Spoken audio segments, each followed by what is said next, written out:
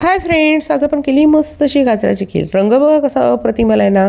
Creamy texture झालं आहे, चवीलाही मस्त झाली आहे आणि करायला सोपीच आहे.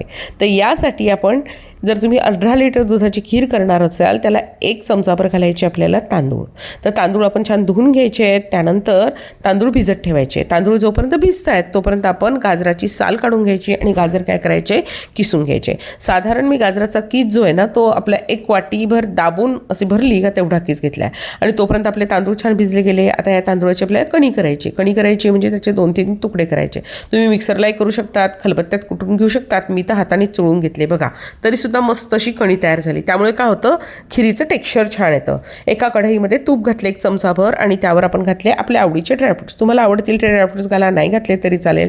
आणि ड्रायफ्रुट्स मस्त हलकेसे तळून घ्यायचे आणि ते काढून घ्यायचे. आता त्याच तुपामध्ये आपण घालून घेतला आहे आपला गाजराचा कीस. आता गाजराचा कीस मस्तपैकी तुपावर परतून घ्यायचा आहे. गाजराचा कीस छान परतला गेला की काय होतं, एक तर त्याचा रंगही छान येतो आणि खिरीला स्वादही छान येतो. तर हा व्यवस्थित आपला शिजला जावा तुपावर म्हणून आपण काय केलं, 2-3 वेळा अशा वाफा काढून घ्यायच्या. त्यामुळे बघा त्याचा रंग कसा मस्त आलेला आहे आणि गाजराचा कीस अगदी मऊ शिजला जातो.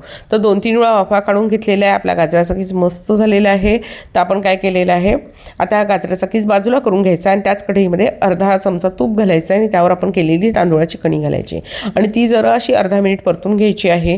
त्यामुळे काय होतं, तांदूळ हलका होतो. त्याशिवाय जो तांदूळाचा जो स्वाद असतो ना खिरीमध्ये तोही खूप छान येतो. त्यामुळे तो भाजून घेतला आणि त्यानंतर किसासहित आपण त्याला थोडंसं पुन्हा एकदा अर्धा मिनिट त्याला परतून घेऊ. आता बाजूच्या गॅसवरचं आपलं बाजूला दूध ठेवलेलं आहे. दूध शक्यतो फुल फॅट मिल्क घ्या. छान उकळलं गेले, दूध उकळलं गेलं की लगेच आपण ते दूध आहे ना, आता हे परतलं गेलं अर्धा मिनिट की दूध यामध्ये घालून घ्यायचं आहे.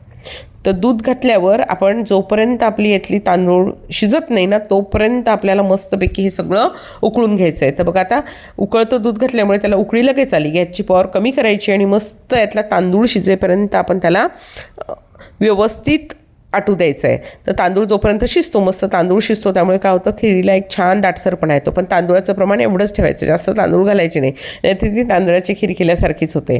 म्हणून आता बघा आता मस्त हे शिजले तर मध्ये चेक करायचं की तांदूळाची कणी व्यवस्थित शिजली गेली आहे का नाही. तर मी चेक केलं बघा, तांदूळ मऊ झाला आहे पण अगदी मऊ नाही झाला. त्यामुळे आपण अजून गॅसची पॉवर कमीच ठेवलेली आहे आणि काय करतो आहे, तांदूळ शिजेपर्यंत याची वाट बघूया. आता तांदूळ छान शिजला आहे आपला बघा, खिरीला मस्त असं दाटसरपणा आला आहे, रंगही छान आला आहे. आता घालायची साखर. तर अर्धा लिटर दुधाला मी अर्धी वाटी साखर घालते. एवढं प्रमाण पुरेसं असतं, पण तुमच्या आवडीनुसार साखरेचं प्रमाण तुम्ही कमी जास्त करू शकता. साखर घातल्यावर काय होतं, या मिश्रणाला थोडंसं पुन्हा पाणी सुटतं. मग मस्तपैकी याला छान पुन्हा उकळी येऊ द्यायची.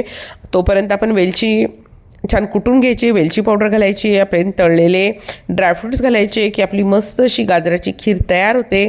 अशी ही खीर तुम्हीही करून बघा, तुम्हालासुद्धा नक्की आवडेल. थँक्यू.